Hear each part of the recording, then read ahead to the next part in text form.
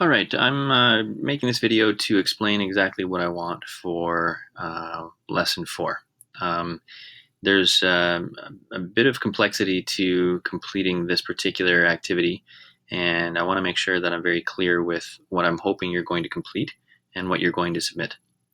So once you're able to access lesson 4, meaning that you've met the um, conditions, the release conditions to allow you to open lesson 4, you're going to see the template like we've seen before with the blue background. Um, and I want to walk you through what this is all about. Now, there's very little content, right? There's very little to read. Really, I just wanted to give you a really quick summary of what heredity is. And then it's a matter of doing a little bit of research on your own. There's a website here that goes through a description of what your family history is, why you might want to collect one. And there are forms that are embedded within this particular link that you won't need to fill in. What you are going to need to complete in order to complete this assignment is all based on this. Okay, so assignment number 2 is this section here. And this is the link, how to create a family health history, that I'm going to walk you through right now. So once you click the link, it takes you to a website that allows you to put personal information in. I'm hoping that you're okay with sharing your own family health history. If you're not, please contact me and let me know that you are not okay with sharing this. This is not anything that anyone else will see except for me. And it's information I find to be valuable. I've received positive feedback from students in the past with regard to this particular assignment. So what I'm going to do is just walk you through the first phase of filling this in. 042979. I was not born a twin, not adopted. I'm 5 feet 10 inches tall.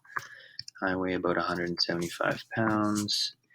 And then my conditions, I've had cancer, and so I'm just going to leave it at that. I was in my 20s.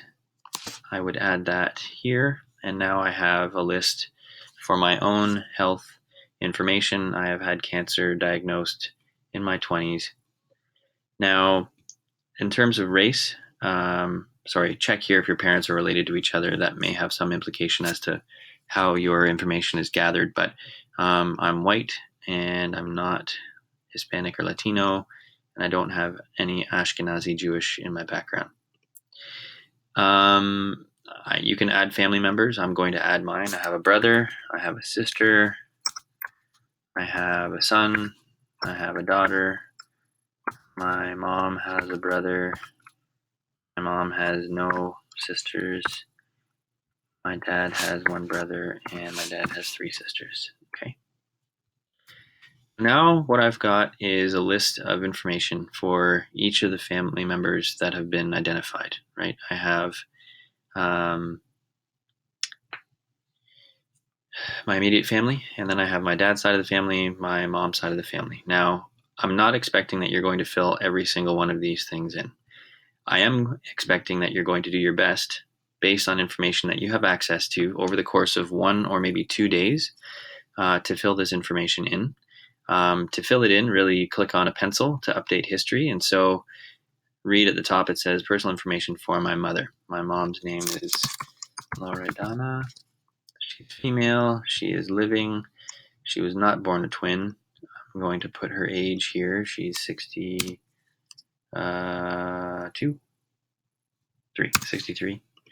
And what conditions has she had? To my understanding, she has had no diseases.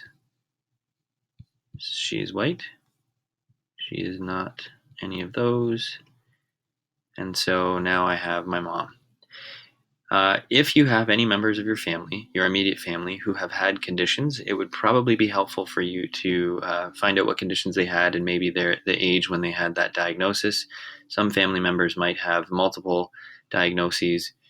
In any case, what's going to happen is once you've finished filling this in, you can view and print a family tree and a family health data table. These are the things that I want you to create. Okay, so once I've put it in, and given that I have a condition, it's marked off in blue.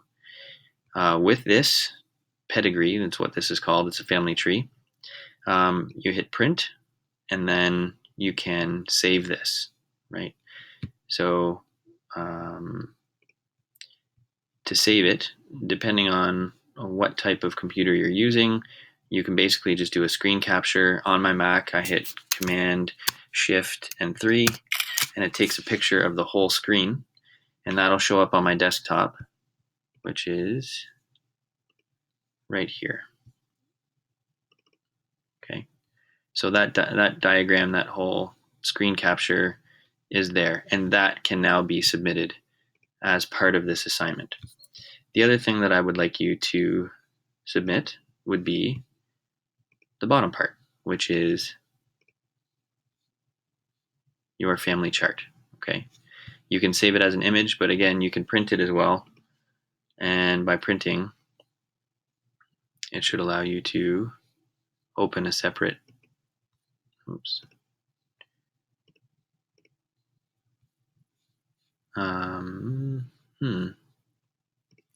cancel that. Here we go. Let's try that again. Print it. There. So now you have a sheet, and you can do the same thing with this. I think you can probably save it.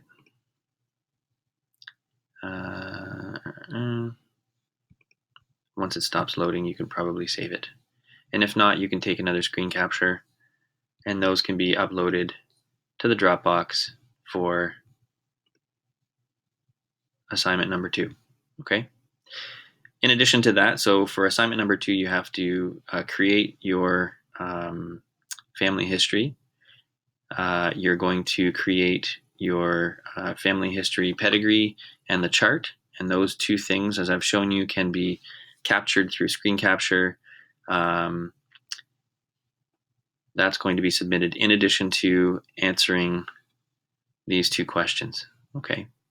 So there's going to be 3 things that you submit: the family pedigree, the family history chart, and then answers to these questions in a Word document to the Dropbox. That can be found, same as the other Dropboxes, by clicking on that link. Okay. If you have any questions about that, let me know. Otherwise, we'll chat soon.